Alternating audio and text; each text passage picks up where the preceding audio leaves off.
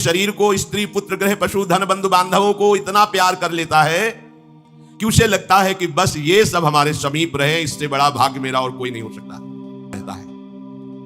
दुर्वासना से दूषित हृदय होने के कारण इसके हृदय में ज्ञान नहीं होता। परिवार का पोषण करने के लिए पाप करने लगता है, मनमानी आचरण, जैसे धन आवे वैसे। किसी निर्दोष को दंड विधान किया है किसी पदवी पे बैठ के, या किसी असहाय असमर्थ को अपने बल के द्वारा रौंद करके तुमने धन लिया है, या छल कपट हिंसा के द्वारा तुमने धन लिया है, तो किसी दूसरे की जरूरत नहीं तुम्हारा नाश करने के लिए, वो धन ही पर्याप्त है। जो धन ही तुम्हारा सर्वनाश कर देगा, देख लेना, खुद अनुभव कर लेना। इसी जीवन में तुम्हें अनुभव होगा कि मैंने बहुत गलत किया है।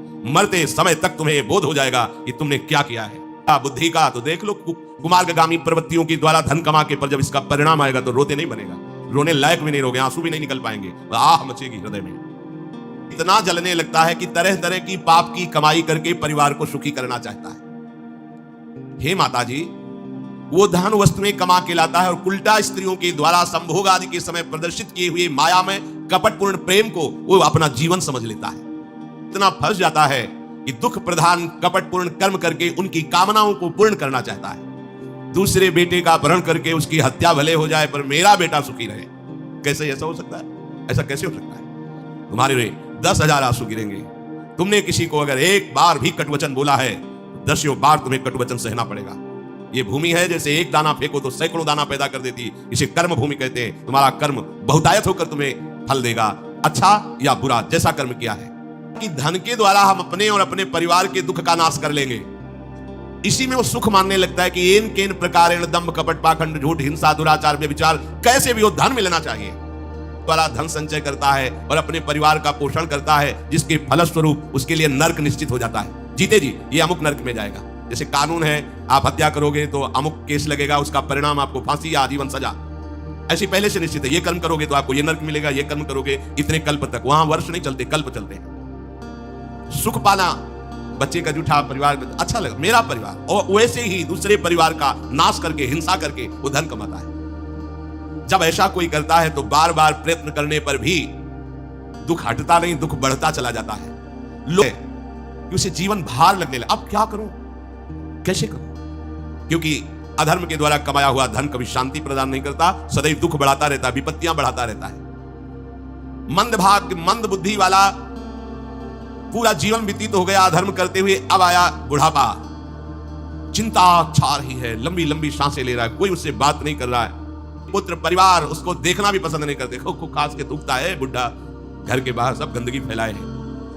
अगर कहीं साइड में कमरा पिछवाड़े टाइप कहीं हो तो ऐसे रखे जाते बूढ़े बाड़े, इज्जत खराब होती है, सामने ही प्रवेश होते, खांस रहे बैठे हैं। क्या कर देता है ऐसे परिवार वाले, उसकी उपेक्षा कर देते हैं। फिर भी उसे घर से वैराग्य नहीं होता, हरि की याद नहीं आती।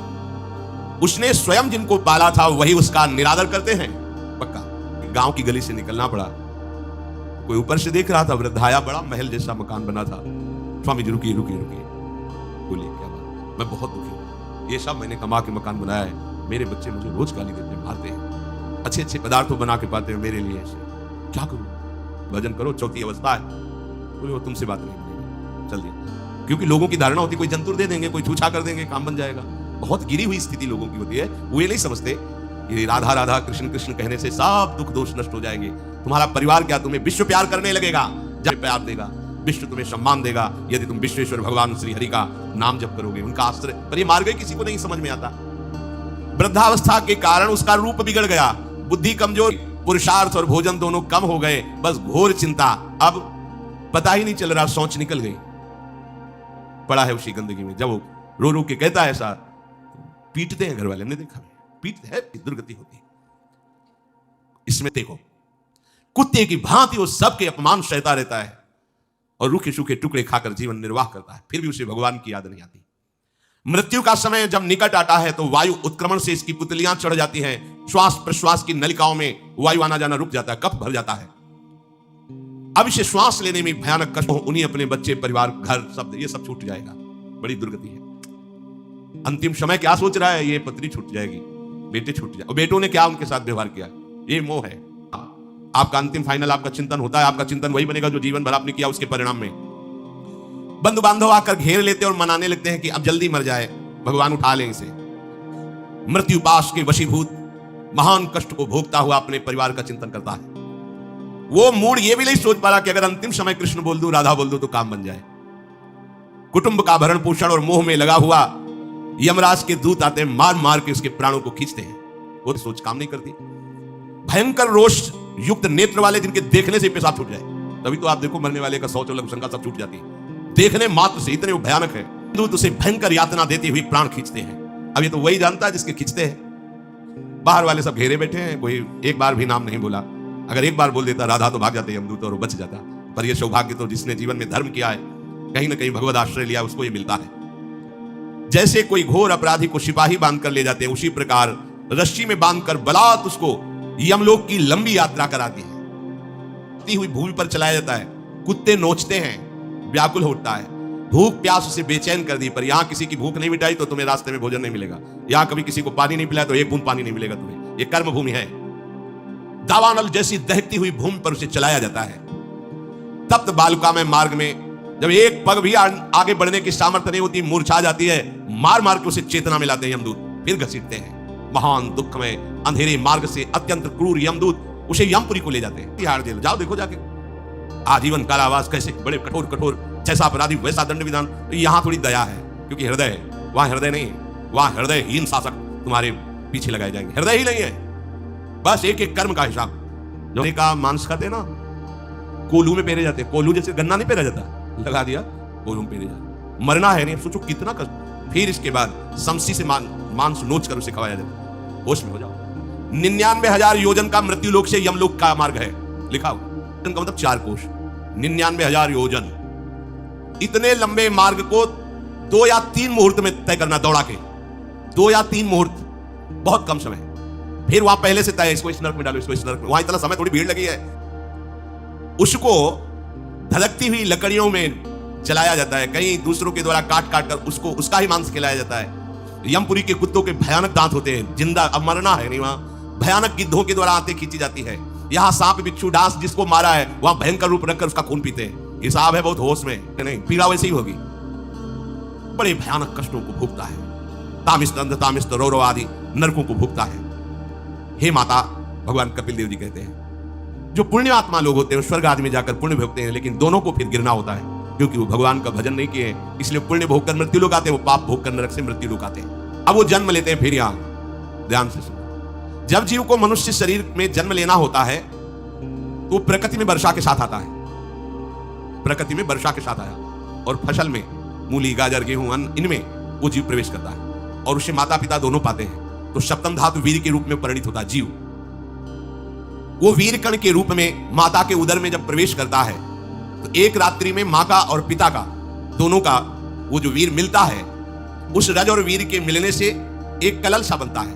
5 फिर उसके बाद उसमें धीरे धीरे मांसपेशियां बढ़ने लगती हैं। 1 महीने में उसके सिर निकल आता है, 2 महीने में हाथ पांव अंगों का विभाग होता है, 3रे महीने में नख रोम अस्थि चर्म स्त्री पुरुष के चिन्ह प्रकट हो जाते हैं, 4 महीने में मांसादि 7 धातुएं प्रकट हो जाती है, 5वें महीने में चेतना जागृत हो जाती है।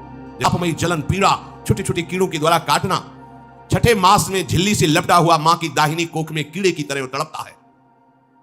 उस समय माता को कड़वे और खट्टे पानी की लालसा तड़पता है। मलमूत्र के गड्ढे में बीच में झिल्ली में बंधा हुआ वो जीवात्मा सुकुमार तो होता है, वहां के कीड़े उसे नोचते छोटे छोटे, वो तड़पता है। माता प्रसन्न होती कि जब बच्चा हिलता है, बोले है उसकी दुर्गति हो रही। वहां सिर, पेट की और पीठ और गर्दन एक कुंडलाकार ऐसे कंकड़ जैसा, ऐसी आकृति गर्भस्थ शिशु की होती है। पिंजड़े में बंद पक्षी के समान पराधीन, ना तो वो हिल डुल सकता है ना बोल सकता है, बड़ा असमर्थ दुख को भोग रहा है, चेतना पूरी है। इसी समय भगवान द्रवित होकर उसे ज्ञान देते हैं, गर्भस्थ शिशु को, सबको, सैकड़ों जन्म के। ओहो, ये मेरे कर्म का ही फल, मैंने ऐसे कर्म किए इसलिए दुख भोग रहा हूं। बेचैन हो जाता है, कैसे निपट पाऊंगा, सैकड़ों जन्म के कर्म जमा है। मरण हो जाता है, कई जन्मों के, सैकड़ों जन्मों के पाप कर्मों का। 7वां महीना आरंभ हुआ कि ज्ञान का उन्मेष हो गया। अब प्रसूति वायु उसे चला रही है, तड़पता है वो, शब्द वो विनय करता है भगवान से। कोई अगर भगवान है जिसने मुझे इस बंधन में डाला है, एक बार निकाल दे, यहां से जाके केवल भजन करूंगा। जीव देखो स्वयं वो इतना कष्ट पा रहा है, फिर जब आप गर्भ हत्या करते हैं तो आपका पाप कितना बड़ा होगा सोचो। सब माताओं से विनय है, संयम से रहो, सावधान रहो। ये हत्या ऐसी नहीं कि तुम्हारे दान पुण्य से क्षमा हो जाएगी। ये जो भ्रूण हत्या है, गर्भ हत्या है, बहुत बड़ा पाप है। आप लोग अज्ञान के कारण इसको ध्यान नहीं देते। स्त्री हत्या करना शास्त्रों में बहुत बड़ा पाप कहा गया है। फिर वो तो बच्चा है, बिल्कुल नहीं। जिनसे हो गया है, श्रीमद् भागवत का सप्ताह मूल संस्कृत से सुनो और भगवान से प्रायश्चित प्रार्थना करो कि हे नाथ, भूल से गलती हो गई, दूसरा कोई उपाय नहीं। ध्यान से समझ लीजिए, तुम्हारे भ्रूण हत्या, गर्भ हत्या के पाप को नष्ट करने में एकमात्र श्रीमद् भागवत समर्थ है, दूसरा कोई नहीं। 7 दिन में भागवत श्रवण की जाए नियम से तो भागवत समर्थ है, इस हत्या के पाप से भी आपको मुक्त कर देगी। श्रीमद् भागवत सप्ताह की यह है ही महामहिम प्रीत, केवल 7 दिन की मूल संस्कृत एक भी श्लोक नहीं छूटना चाहिए। अगर सप्ताहिकी का पारायण हो तो इस भ्रूण हत्या, गर्भ हत्या से भी निवृत्ति मिल जाए।